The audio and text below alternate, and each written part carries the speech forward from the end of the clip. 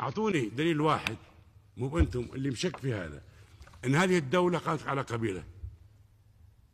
أنا ابن هذه البلاد وابن مؤسس هذه الدولة الحديثة وحفيد المؤسسين الأولين، لا أعرف أبدا إن هذه الأسرة أو هذه القيادة قامت على دعوة قبلية، بل مزجت بين القبلية في هذه البلاد وكلكم منها الآن.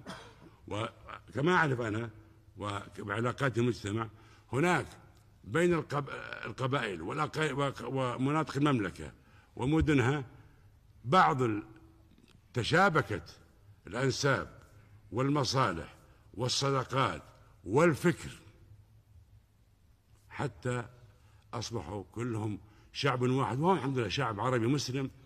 كانت القبلية والعصبية قبل قيام هذه الدولة، ونحن لا نقبل بحال من الأحوال أن إنسان يشكك في أصله وفي قبيلته وكذا، كما لا نقبل بحال من الأحوال أن يكون شيء إقليمي أو قبلي. نحن بلاد موحدة وبلاد قامت نعم على التوحيد، وستظل إن شاء الله على هذه الرسالة. وأقول بكل صراحة، كل دولة في العالم تقوم شريعتها على شيء معين، حتى الدول الحديثة الموجودة الآن على أي شرعية تقوم هذه الدولة؟ لا إله إلا الله محمد رسول الله.